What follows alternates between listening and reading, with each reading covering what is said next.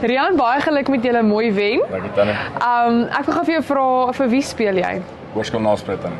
Nee man, vir wie speel jy uit jou hart uit? As jy daar op die veld, vir wie vir wie speel jy as jy daar uit? Ek sal sê dis definitief vir my ma en my pa, al die moeite wat hulle vir my doen al vanaf ek in laerskool is. Hulle is by elke liewe game. So ja, ek speel definitief vir hulle. En sê vir my Rian, wat beteken hierdie trui vir jou? Dis ek het van graad 8 af, vanaf ek in Hoërskool Naspruit is, het ek altyd gedroom om in die wit trui te speel. Dis soos 'n groot ding om in die wit trui te speel. So dit's vir my verskriklik groot om nou 'n senior in die span te kan wees, om dit te kan deel met die juniors. Dis regtig net amazing.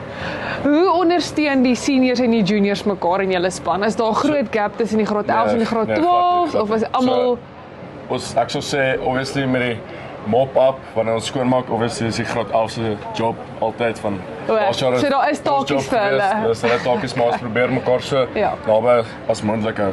Daar's nie enige skeiding in span. Ja, daar's nie 'n skeiding op die veld nie. Maar van die veld af moet hulle maar 'n bietjie waterbotteltjies en so optel.